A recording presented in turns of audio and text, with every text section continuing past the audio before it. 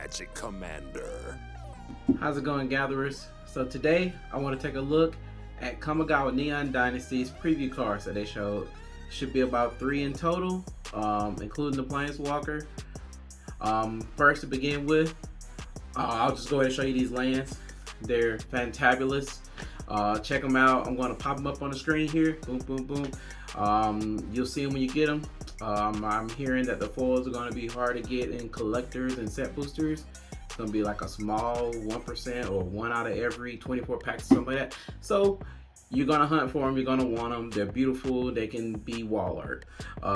The ones I really want to talk about are the other preview cards that they showed. So we'll start with Hetasugu, Devouring Chaos. He's 3 colors and a black. He's a 4/4 legendary ogre demon. Pay 1 black, sacrifice a creature, scry 2. You can also pay 2 and a red, tap, exile the top card of your library. You may play that card this turn. When you exile a non-land card this way, Hetasugu, Devouring Chaos deals damage equal to the exile card's mana value to any target. It's an oldie, but a goldie.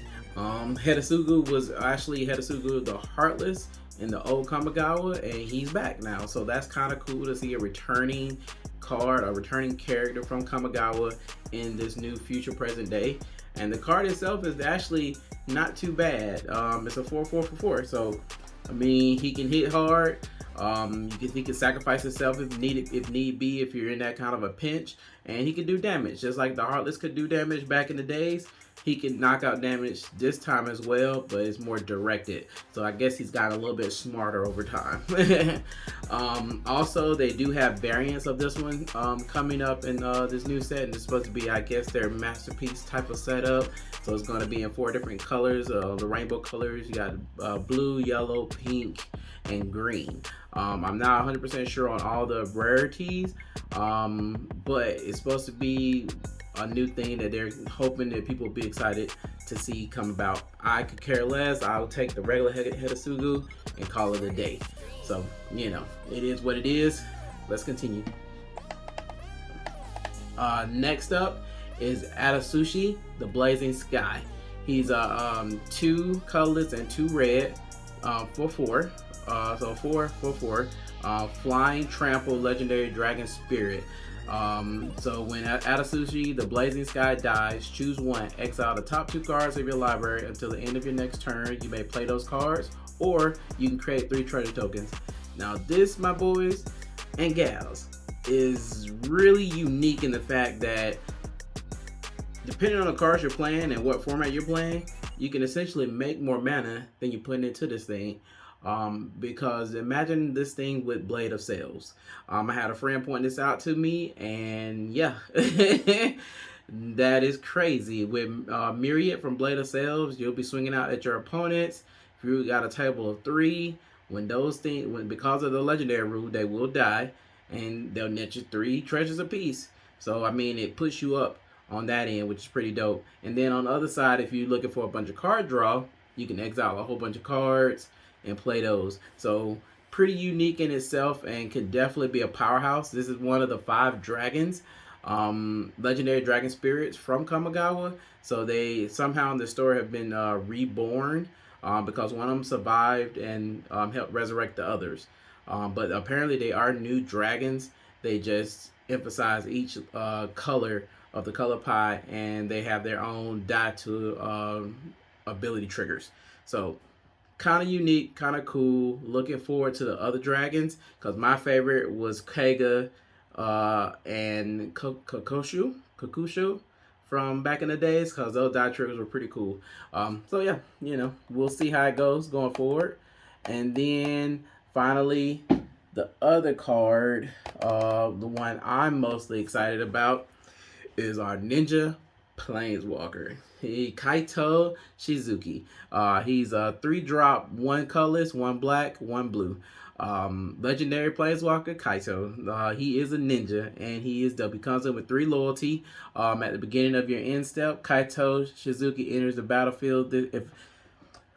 At the beginning of your end step, if Kaito Shizuki enters the battlefield this turn, he phases out. So he can actually hit the field do whatever ability he's going to do. As long as there's no instant removal on the field, he's safe for a turn, which is pretty dope. He doesn't come back to the next upkeep, so it's a cool protection for himself.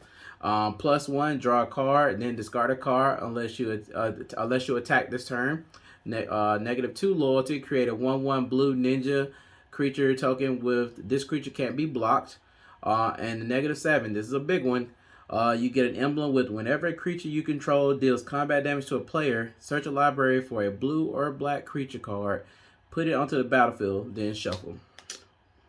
Boy, let me tell you, you're creating unblockable ninjas. So if those guys stay, you get this thing to ult state, get this emblem, you hit 1 or 2 of those ninjas, you're putting free creatures on the battlefield of your choice. So you know you're going to be slapping.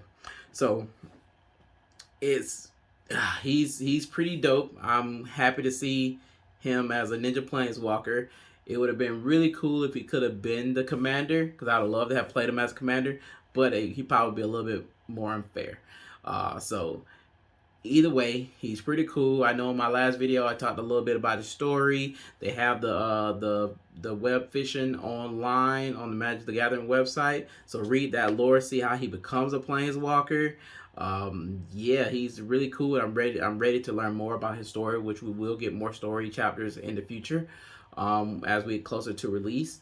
So I'm interested in seeing what they do with that character and what they do with the new Kamigawa story. Also, as a side note, there is a special alternate art card that they're doing for Kaito, done by the Fist of the North Star artist. So here's it on the screen as well. That one looks really cool. So 3 versions of the card. I think I want all 3.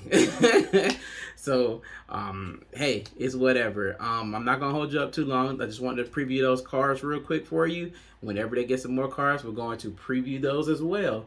But also, I just want you to see that the Wonder is back. We have seen her in the packaging. I am so waiting for her card, and the moment they do her card, we're going to talk about it, okay? So until then, stick with us. The Gathering is in the black. Black Magic Commander.